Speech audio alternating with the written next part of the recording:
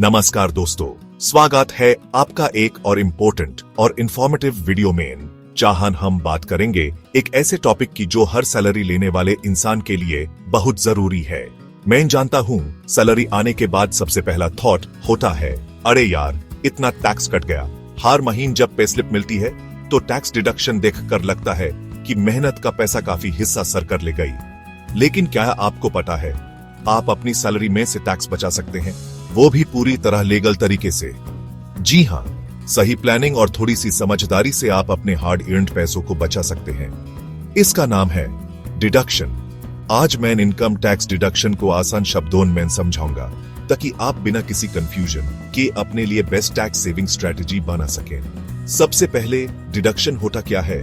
बहुत लोगों को लगता है कि डिडक्शन सिर्फ एक अकाउंटिंग टर्म है, लेकिन असल में ये आपके लिए एक मौका है अपनी टैक्सेबल इनकम को कम करने का। देखिए, डिडक्शन का मतलब है सरकार आपको कुछ खास खर्च या इन्वेस्टमेंट पर टैक्स से छूट देती है। यानी अगर आप कुछ स्पेसिफिक इन्वेस्टमेंट्स या एक्सपेंसेस करते हैं तो आपको उस अमाउंट पर टैक्स नहीं देना पड़ता। मतलब आपकी टैक्सेबल इनकम कम हो जाती है और टैक्स भी कम लगता है। इसका सीधा फायदा यह है कि आप अपने लिए और अपने परिवार के लिए ज्यादा पैसा बचा सकते हैं।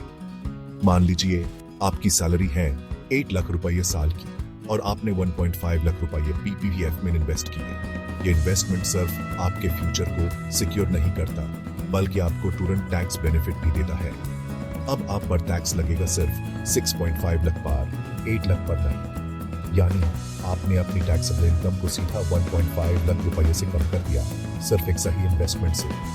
यह है डिडक्शन का जादू। सही प्लानिंग से आप हर साल हजारों रुपए का टैक्स बचा सकते हैं, जो आपके सपनों को पूरा करने में मदद करेगा। अब बात करते हैं टॉप 5 डिडक्शन सेक्शंस की, जो आपको जरूर पता होने चाहिए। पहला सेक्शन ATC। ये सेक्शन सबसे पॉपुलर है और मैक्सिमम लोग इसी का यूज करते हैं।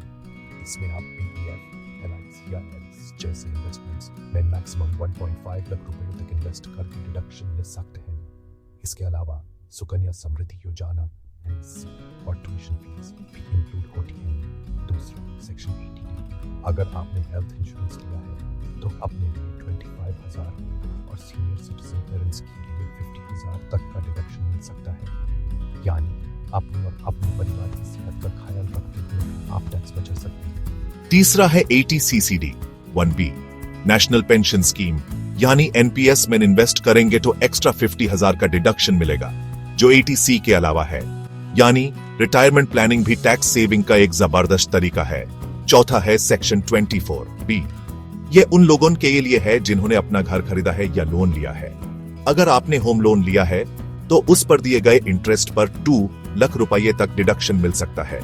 यानी अपना घर खरीदने का सपना पूरा करते हुए भी आप टैक्स बेनिफिट ले सकते हैं। और पांचवा सेक्शन 80G। ये उन लोगों के लिए है जो समाज सेवा में विश्वास रखते हैं।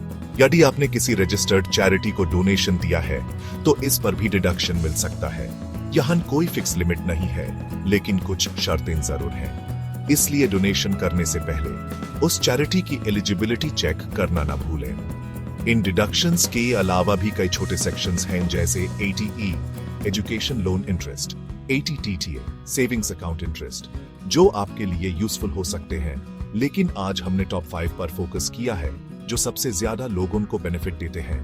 अब सवाल आता है कौन सी टैक्स रिजीम में ये डिडक्शंस मिलते हैं। आजकल जो टैक्स रिजीम्स हैं ओल्ड और न्यू। ओल्ड टैक्स रिजीम में आपको ये सारी डिडक्शंस मिलती हैं। यानी अगर आपको ज्यादा डिडक्शंस का बेनिफिट चाहिए तो ओल्ड रिजीम आपके लिए बेहतर हो सकता है। लेकिन न्यू टैक्स रिजीम में ज्यादा डिडक्शंस नहीं मिलते। यहाँ आपको सिंपल और लो टैक्स रेट्स मिलते हैं, लेकिन डिडक्शंस का ऑप्शन बहुत कम है।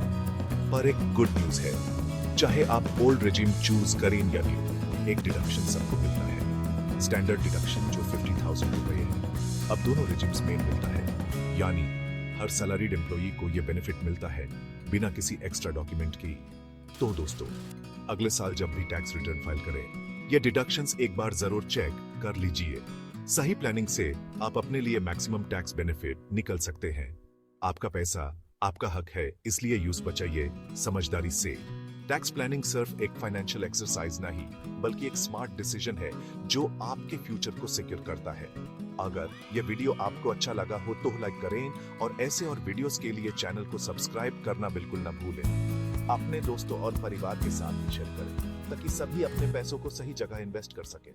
जय हिंद।